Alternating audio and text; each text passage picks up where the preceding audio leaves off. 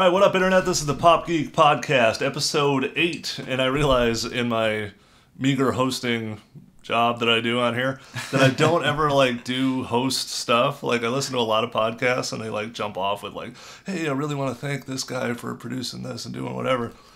But you kind of all know who we are. I'm Matt the Noob. This is Superfan Erik. This is Adam on the ones and twos doing our audio stuff. So we're all on camera, so you kind of know who we are. We don't really need credits.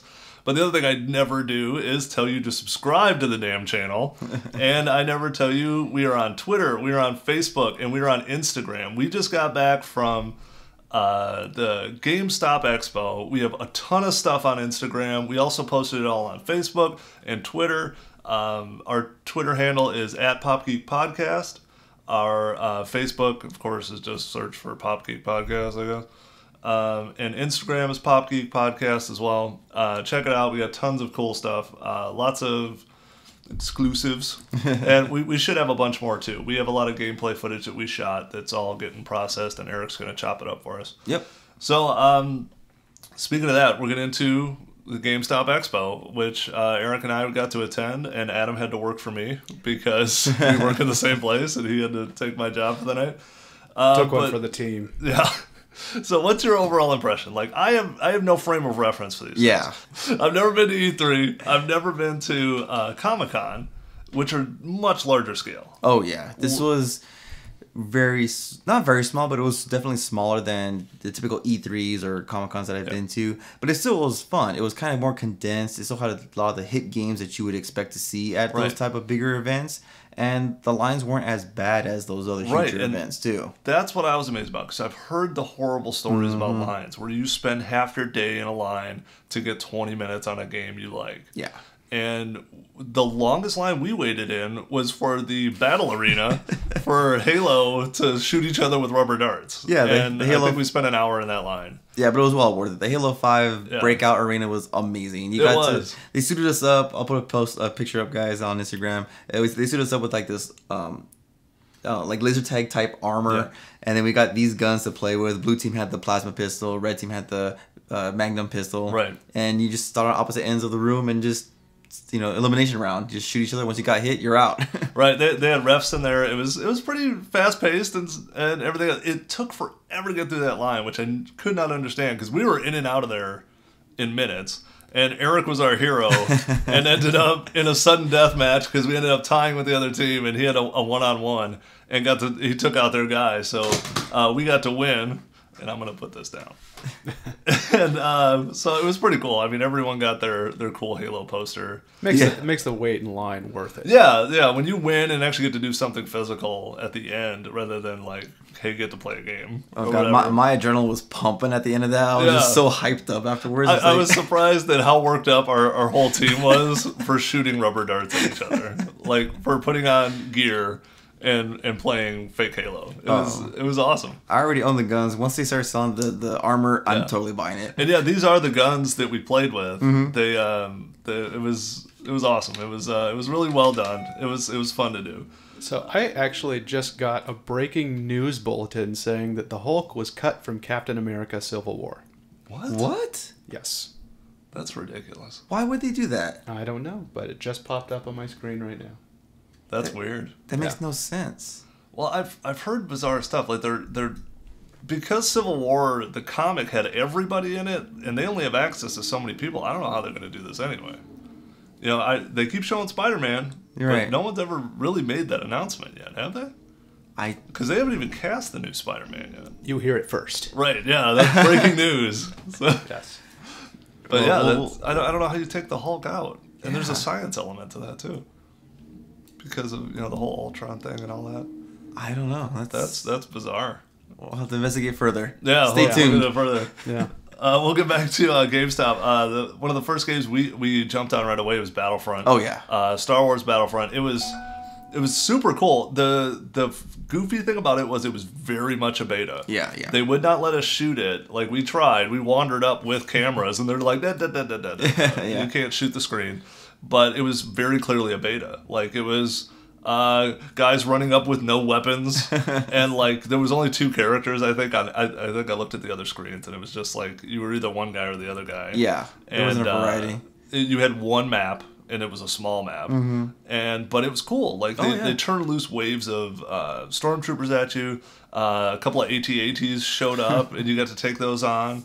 I got killed a lot, which was surprisingly hard to do, but I did get smoked a few times. Yeah, it wasn't your typical Call of Duty where like you spawn a second later you die. You spawn a second later you die. You actually lasted quite a while, and if you were strategic about it and planned yourself accordingly to how the enemies were and flanking them, you could last a long time. Yeah, it was a lot like Halo. It had that, like, you know, your power would go down and then slowly build itself back up after you got hit, if you could find your way behind something. Yeah, and the graphics looked amazing. Oh, it was a beautiful game. We played it on PlayStation 4. And the cool stuff was like the jumping. You could do. They had everyone had a jetpack. Yeah. So, but it was limited. Like you could blast like once every minute or two. Yeah, it had a cooldown on it, and then there was even a bubble shield that you can activate too that had a cooldown. And once they shot it enough, it would dissipate also. Yeah. But what was cool about the bubble shield is they couldn't shoot you, and you couldn't shoot out. Yeah. So you pretty much use it. Yeah, you pretty much use it like as an escape route. Yeah. So that was pretty nice. I like that. That was cool. And I like you got to pick from, I think, 3 packs, right? It was like 5 weapons, and then 3 alternate packs that had either your bubble. I think I had like an air raid thing on mine. Yeah. Which I didn't use very much because I didn't know what it was. Yeah. And then I had like a little rocket launcher that would spray like 3 shells. And then what was your backup weapon? My backup weapon was it was a rocket launcher. It was a torpedo launcher or something like that. That would actually, I couldn't figure out how to use it because I kept trying to shoot and it wouldn't do anything. Yeah. But then when it came up to the AT-AT, I held it on. I saw it lock on. Once it locked on, it fired and it would home in and hit them. So I was able to take that AT-AT out with like 2 hits of that. Well, and the other thing I thought was cool is the characters were very Tatooine-y. Yeah, if that's a word. Where, you know, they were like kind of in rags. They had like headdresses, very desert. They look like desert people, like the people you would see like milling around the cantina, or something like that. And those were your rebel people, and you're taking on stormtroopers, and they were the desert stormtroopers too. They had the orange shoulder pieces and the usually the larger weapons. And you can tell which ones were more difficult to hit because some of the more elite guards had red stripes on their armor, and the jetpack guys had yellow, and they were flying in the air. Yeah, and that surprised me the first time that happened. You're like running up on a guy, and he just takes off the ground and starts shooting you. Yeah. But Battlefront was super cool. Yeah, I'm totally gonna pick that up. Yeah, it was a lot of fun. I mean, I was dying to get it anyway because I'm just a Star Wars freak, but I'm sold. You know, getting my hands on it was great, even in the weird kind of goofy beta form. Yeah. But next up was Destiny Taken King. Yes. And we got to play it. Surprisingly, the line was short on that one. Yeah, it was really weird. I was really surprised. What was funny though is everyone in line was a warlock. Yeah. And like they would go down the line, and they had them segregated into, there was a Titan one and a warlock and a hunter. A warlock and a hunter, and the Titan one would free up, and the guy would go down the line. All right, who's a Titan? Who wants to be a Titan? And everybody's just like. Nope. And then like one kid at the very end would be like, "Oh, I'll be a Titan." You just want to get through the line. Yeah, if you were in the back of the line, you could just do it and then go back of the line again, just wait again. It was no time at all. Right. And check the YouTube page. I was able to steal some gameplay footage. I guess I wasn't supposed to.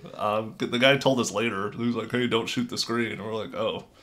Yeah, sorry, I rolled a ton of footage. Yeah, well, I mean, because the line wrapped around the game players, so you could easily record everything. Maybe you didn't see me or what, but whatever. So we got some cool gameplay footage. We got you playing it too. I didn't play it because I'm like, I'm just gonna get smoked. Like I played the demo. I'm a level 2 player. Yeah, it was a very condensed story mission. Yeah. Just to kind of get you used to the new subclasses and the new weapons and the new scaling for enemies. Yeah. And it was a lot of fun. It was a lot more eerie than what I'm used to for Destiny, because that's what it's supposed to be. This guy, the Oryx comes in with his taken enemies, and it's more of like a.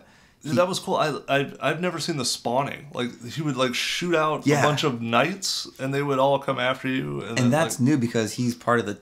What he does, he takes the enemies from the world and makes them his. Oh. That's why they're called the Taken. Mm-hmm. So and that's why they kind of look a little different than the other enemies. Oh. And so they'll spawn literally randomly like that. Yeah, that was a really neat sequence. And yeah, you're right. It was creepy Because it was like, you start off, there's nothing going on. No. You're kind of just walking around the world, and I'm like, what the hell kind of demo are they just having? Like, why didn't they just drop you into a battle? Because that's what you want to know anyway. And then they see this giant But then explosion. you kind of like, yeah. And then that gets you to go to the base. You walk into the base. Same thing too. It's all small corridors and dark. There's no light except for these little pockets of taking holes where the portals would pop up. And you keep walking, still eerie. You see elevator shaft drop with one of the Cabal people inside trying to escape, and then he just gets smashed by another elevator and just falls into there this was a lot of cool detail stuff. Like, you look out a window and then like the edge of the building just falls off and just collapses. It was very cool. Like, I thought it was awesome. And then you pop into this one room and Oryx appears saying, "You killed my son. I am going to kill you next." And all of a sudden all these enemies just attack you. You're like, holy crap. And so you have to take them all out. And then at that point you just have to hightail in a run, fighting enemies on your way out until you get to the outside. And then you see this giant like skyline of just ships popping up, his ships appearing out of midair, and things blowing up in the sky. It was really cool end to the scene. But it was like maybe 7 minutes. Right, but then it was over. Yeah. And again, that kept the line moving and it kept it short. Yeah. The opposite end of that was Mirror's Edge. Yes. Which I think they just let you play. I asked the guy about that. It's a 13-minute demo, so there's a time limit. There was a time limit on it. Yeah. Like, that line was super short, but we never moved. Yeah. It was just like one person would just like give up and leave.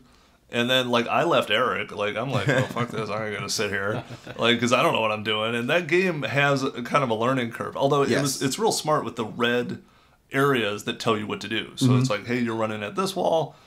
Press L2. Or not L2, press the LB button and you'll flip over that and you'll jump to the next thing. And the reds kind of keep you going in the right direction. Yeah, exactly. But like, to me, I was just like, this is going to be a confusing mess, you know? No, see, I played the first Mirror's Edge and I really like that game a lot. And this one is way more fluid, way more quick pace. The graphics look incredible and you really feel the punching and fighting in this one. Yeah. And it was actually really cool in one part when I was playing.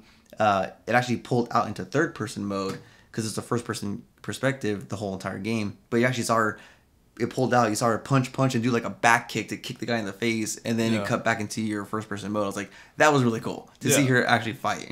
And I still think it's a brilliant game to come with a first-person action-based game and no weapons. Yeah. You don't have a gun. You got to rely on like close melee action. And most of the time, it's your creativity of running off a wall or bouncing off the right thing at the right time to catch a guy before he can raise his weapon and get you. That was the most rewarding part of the combat. Because, I would be like, well, there's a guy right in front of me, but I got a wall over here. I'm totally going to wall run, jump, and punch the crap out of him from above. And it worked, and it felt so good. Yeah.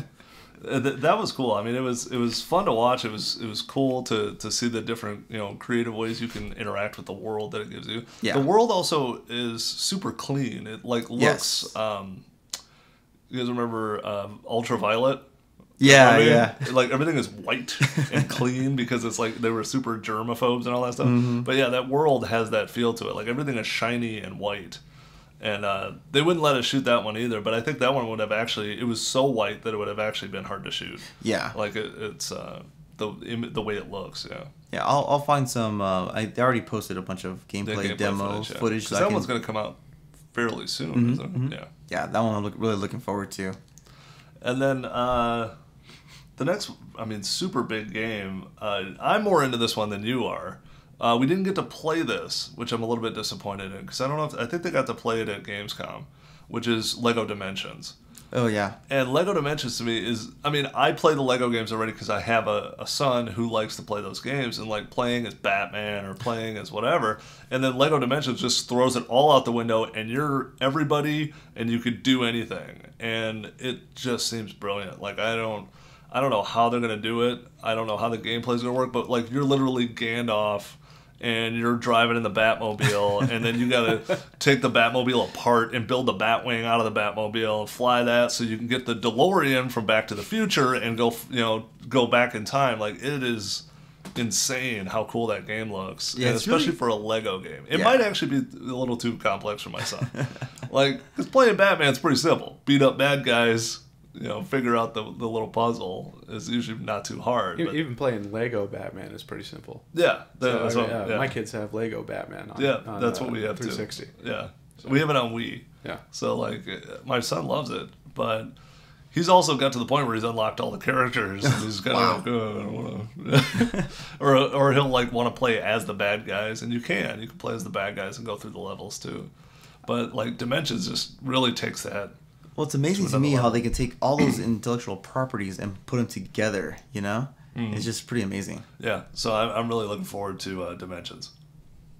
All right, so now we're going to get into some of the smaller, things that weren't totally on our scale. Like, we hit the big stuff. You hit the Halo and the Battlefront and all that stuff. And also, too, in, like, size. Like, these guys' booths were kind of like 3 games in one booth, not one giant booth for one game. Right. Yeah, I mean, like, comparatively, like, Tony Hawk, like, we went and played Tony Hawk. It was one TV on one wall by itself. No line. Yeah, no line. It was just like, come grab a controller and play if you want to. And it was a cool game. Yeah. The cell shading looks awesome. I think it's a perfect combination of realism and cartoonism. Yep. Because when you fall and hit the ground, your body like breaks. It's like gross. Like you go and all your bones like snap, and then he pops back up. And I don't know if you noticed, but the very facial. realistic. Yeah, it is very realistic. Yeah. And I don't know if you noticed, but the face also will mimic a grimace, like like he hit something really bad. Yeah, but also like I said, with the cell shading, I don't feel like I'm like a real guy is super getting hurt, like, which I think is it's that uncanny valley thing you got to kind of walk, like where you want it to be real, but certain things you don't really need to be that real. I'm pretty excited about it because I mean I've been playing Tony Hawk since like the PS1 days, and I used to love that game, and it's always got a pretty good soundtrack to it also. Oh, yeah. So I'm pretty excited for 5. Yeah, I think it's going to be cool. You said, like, I hadn't played it in a while. I think the last time I probably played was 2 or 3. And the control scheme was a little bit different. The grinding was really strange. The major difference was the grinding. I played all the Tony Hawks. I loved all the Tony Hawks. And what was different with the grinding was I'm so used to jump. I'm going for a grind. I'm going to jump. I'm going to automatically hold the grind button, Y or triangle, and I just hover and land on it, and I'm already holding down the grind button, so I start grinding. In this game, when you press the grind button, you do like a slam action that brings you straight down to the ground. Right. So if I'm pretty far away from a grind and I automatically instinctively hold it, I shoot myself down to the ground before I even. Himself. Yeah, I short myself. Yeah. Okay. I really can't stand when they change the controls for a game, especially like a pretty mainstream game. Yep. And the same thing happened with Madden and NHL, and it just drives me crazy. I mean, just stick with what works. Like I'll never get over that because like I'm a huge hockey fan. Played hockey my whole life. And when they went to the hit stick instead of the button to hit people in NHL, and then slowed the gameplay down, like I don't know who they're designing the game for. Like no one wants slower and less hitting. There's nowhere ever does anyone like, hey, we should have it less physical and have this play be a lot slower. Yeah. And also like passing got really hard because you had to get directional with it. Shooting got more difficult because you had to use the hit stick, and if you didn't do it right, he wasn't shooting in the right place. And like I hated that. I could understand like trying to make it a little more challenging, but I mean just changing the whole control configuration just drives me nuts. Yeah. And Madden was the same way. Yeah. I don't know how many times I started playing Madden and then would just dive in the wrong direction because I'm using the hit stick wrong.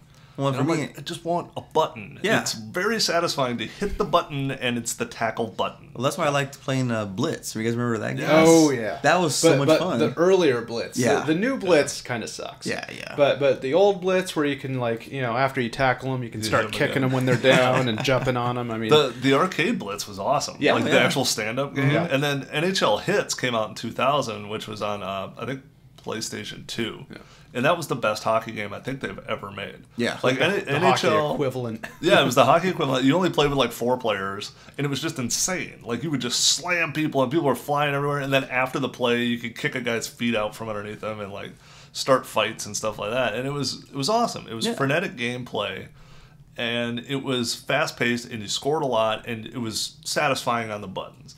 And like what they've done with NHL is like they've kind of tried to make it super realistic, and you don't necessarily need that. Yeah, sometimes the arcade style is just that. All you need is just to be that fun. Well, even with Madden, they for a while gave you that massive playbook, and you had to try to figure that out. And then they went to the Madden 3 play thing, where it's like the old school 3 windows, and they kind of pre-picked 3 for you. So they kind of dumb it down a little bit, because it's like, I don't need to know an NFL playbook. Like, I need run, play, pass, play. Yeah. And I'll figure it out from there. So, yeah. Yeah, we're going from Madden to the opposite spectrum. The Transformers, what was it called again? Was it Total Destruction? It's all, yeah. I think it was called. But that game looked amazing. Like, yeah, going back to what we were saying, like, it's arcadey, it's fast paced, it's frantic, it's action packed, it's just so much fun. It was cell shaded too, and it was just like you're in this wide open environment where everything is destroyable, and you're just like Optimus Prime, and you're tearing through downtown. It was like a Rampage or something, like you're just whipping stuff. Like they did a Hulk game years ago on 360, where you just like it was just you tearing through the fucking city, and that was it. And then I saw the guy playing, got to the boss level, and the boss was massive. But it was awesome, like, because he's Optimus Prime, he's like throwing cars, and then he turns into the car and takes off and runs away from him for a while. Like, that game looked great. I mean, it might have been a little kiddie, I mean, we kind of stick to more grown-up style games, if you want to call them that. But that game looked like a lot of fun. Like, it was just break a bunch of shit and fight. It was great. It'll be a good palate cleanser from, the Destinies and the Halos to just jump in for like a quick 20 minutes, just beat the shit out of something and then keep going. Just come back to the game, Also, you played Guitar Hero. I did. Guitar Hero Live. They have a new controller system. Yes. Which is, I mean, it's still a guitar, but... It's still a guitar, but instead of having the 5 fret buttons like we're used to with the old Guitar Hero, it's now 6 buttons, 3 on top and 3 on bottom, or 3 top, 3 bottom, 3 up, 3 down. So it's like your top 3 frets are split in 2. So it's kind of like a cross. Right, so you have 6 buttons on top of each other. Exactly. 3 and 3. And so supposedly this was supposed to make it more realistic and mimic of a guitar's handle. I don't play guitar, so I don't really know. Right. But it was extremely difficult. Like, I was on normal, regular, easy mode, or not easy, but regular mode, and I was having trouble just keeping up with what's up, what's down. Yeah. I'm sure just like the regular guitar, we just get used to it, start on easy mode, work your way up, and get going. Sure. But I remember on old guitar, I was an expert, just whatever. And now with this, I'm just like up, down. It's like it was hard. Yeah. Well, the game is ultimately frustrating. Me and Adam both play guitar, so it's like when you can't play Guitar Hero, and I'm like, who can play real guitar? goddammit! Like I can play this song. Yeah, there was a whole South Park episode that revolved around that too. But no, there's the other thing. There's a Guitar Hero 3. I guess it's a concept controller, guitar controller, but it's got 12 frets, and it's got a button for each string for each fret. Oh wow! So I think it would be great. I mean, I don't know if the console will be able to handle that kind of controller because it's just so many buttons that it's got. Yeah, and it even had strings. Yeah, and it had like real strings. Thing. Oh, okay. But I think I remember this. Yeah, and it's a cool concept. I mean, I think as far as from a guitarist standpoint, it would be a much better controller. And I think it would be more educational also. I mean, if you got a kid that wants to pick up guitar, I mean, you can give them that controller instead of the the little 5-button thing or the 6-button thing. Yeah. And it would just be more beneficial. Yeah, definitely. If you really wanted to learn, Yeah. So. The one thing I did like about the game though was that it's now first-person view. So like the video now is you're looking out into the audience. You look to your guitarist, you look to your bass player, you look to your drummer, and if you're doing bad, they yell at you. Yeah, the crowd boos you. You look over to your guitar, your drummer, and he's giving you this ugly look, like what are you doing? Play better. Yeah. And then as you play better, the crowd gets more amped up and like cheering for you. And I've seen gameplay demo of it, and you can see the transition between the 2 video feeds. But as you're playing it, because you're so focused on that highway, you don't really notice it. So it was actually really cool. It made you feel like, I need to do better. I need to do better. I'm sorry. So it was really good. I like that part about it. And he was also telling me that like it actually shows like the actual band members. From that band or from whatever song you're playing. Oh, no. I'm not sure. Maybe for certain songs, but I think maybe it wasn't that band. I didn't recognize the song, so I assumed that was the band. Yeah. No, because I think I'm not that old, so I'm like, I knew it wasn't Fall Out Boy or something. It was like some classic rock song. Yeah, I don't remember what song it was. But, I forgot what I chose. they looked like a band, so I thought it was them. Well, because you do follow your band, like okay. that's your band that you're gonna go and play all the songs with. Yeah. Do you get to like choose your bandmates? No, unfortunately. All hot chicks. I want yeah. My band would be packing them in, regardless of how bad we are. So, other than that, we got a couple of quick hits. I played Final Fantasy for about 10 minutes. And that game's kind of epic. Not really a game you can pick up in 10 minutes. Nope. I will say this, I got to kill some things, which I was pretty proud about. Like, because I know Final Fantasy. Like, peripherally, it's always been in my radar. But, like, I am not a turn-based guy. Nope. I'm not a big-time RPG guy. So, like, getting to run around a world and get to kill stuff, and it was cool, man. The moves were great. Like, you're like this... like a crazy hipster Asian guy. That's all I can really describe the guy as, because he's like super tight pants and he's got a long duster on. And then you don't have a weapon until you press the weapon button. And then he just draws it and he just starts hacking stuff up. And then your buddies are all with you too. You're like a little gang. And but again, it's still weird Final Fantasy style. I'm like killing a boar in the woods as this super city looking character, but I'm sure it's more developed. There's also giant monsters moving in the background. It's a beautiful game. Yeah. I don't know if I'll pick that one up. I think it was. I don't even know what number it was. I think it was like 17. I think. I don't know. I've never really followed up it. that high already. I think they keep re-releasing old ones as new ones, so I have no clue what number. I think 7 has been re-released a couple of 7, times. yeah, because that's like their best one. So like, it was fun though. I will say that because I like that they've gone to like a more tactile, fighting style.